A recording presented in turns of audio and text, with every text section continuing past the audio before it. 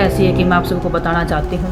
मैं अभी नहीं बोलना चाहती थी कि कोर्ट में केस पेंडिंग है, देश के सामने सब सच्चाई आ जाएगी, लेकिन मैं बताना चाहती हूँ कि मैं उन 6 में से एक विक्टिम मैं खुद हूँ जिसने कंप्लेंट दी थी।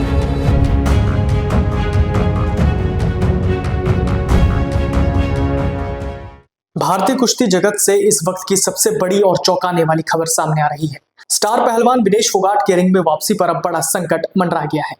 भारतीय कुश्ती महासंघ यानी WFI ने विनेश को 15 पन्नों का कारण बताओ नोटिस जारी करते हुए उन्हें जून 2026 तक घरेलू टूर्नामेंट्स के लिए अयोग्य घोषित कर दिया।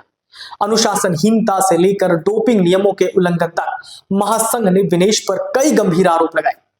आखिर क्यों रुकी विनेश की वापसी? क्या है वो 6 महीने का नोटिस पीरियड वाला पेज? और इस पूरे मामले पर विनेश के परिवार का क्या कहना है, आइए जानते हैं आज की इस विस्तृत रिपोर्ट में। भारतीय कुश्ती महासंघ यानी WFI ने शनिवार को पहलवान विनेश फोगाट को कारण बताओ नोटिस भेजा है। WFI ने अनुशासनहीनता और डोपिंग विरोधी नियमों के उल्लंघन के आरोपों पर विनेश को नोटिस भेजा। इतना ही नहीं, विनेश जून 2026 तक घरेलू टूर्नामेंट में भाग लेने के लिए अयोग्य घोषित की गई है, क्योंकि उन्होंने UWW के डोपिंग रोधी नियम के तहत संन्यास से वापसी के बाद जरूरी 6 महीने का नोटिस पीरियड नहीं दिया।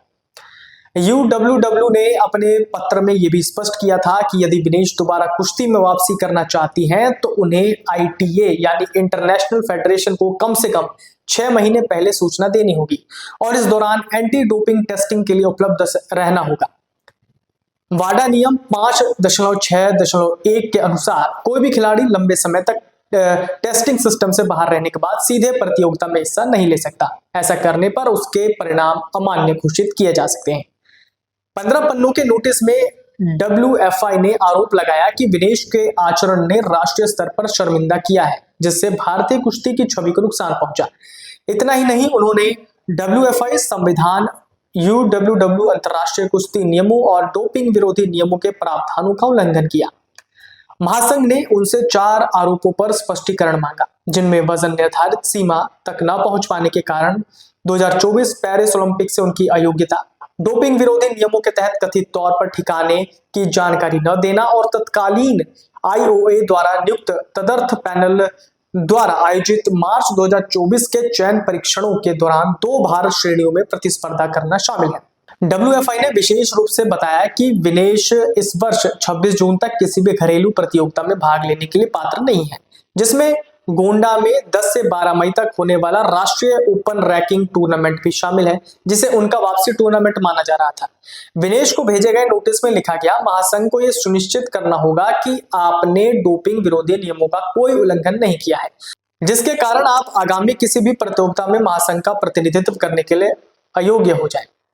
भारतीय महिला पहलवान विनेश फोगाट की वापसी को लेकर विवाद लगातार गहराता जा रहा है। एक तरफ यूनाइटेड वर्ल्ड रेसलिंग यानी UWW ने पुष्टि की है कि विनेश ने दिसंबर 2024 में इंटरनेशनल टेस्टिंग एजेंसी यानी ITA को अपने संन्यास की जानकारी दी थी।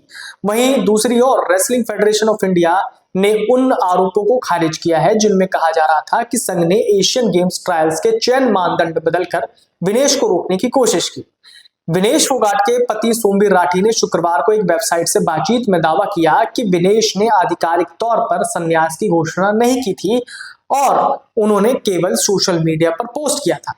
उनके अनुसार ऐसे में वर्ल्ड एंटी डोपिंग एजेंसी का नियम 5.6.1 उन पर लागू नहीं होता। हालांकि UWW के एंटी डोपिंग विभाग द्वारा 20 दिसंबर 2024 को भेजे गए ईमेल में साफ लिखा गया था कि विनेश का रिटायरमेंट ITA को सूचित किया जा चुका है। ईमेल में कहा गया, हमने आपके संन्यास को नोट कर लिया है, जिसकी जानकारी 20 दिसंबर 2024 को ITA को दी गई थी। इसके बाद विनेश को रजिस्टर्ड टेस्टिंग पूल से हटा दिया गया था और उन्हें अपनी वेयरबाउट्स जानकारी देने की आवश्यकता नहीं रही। अब विनेश फोगाट मामले में आगे क्या कुछ निकल करके सामने आएगा, बने रहिए हमारे साथ। तब तक के लिए नमस्कार। अगर आप ये वीडियो YouTube पर देख रहे हैं तो हमारे चैनल को सब्सक्राइब कर बेल आइकन दबाएं और Facebook पर देख रहे हैं तो हमारे पेज को लाइक करें।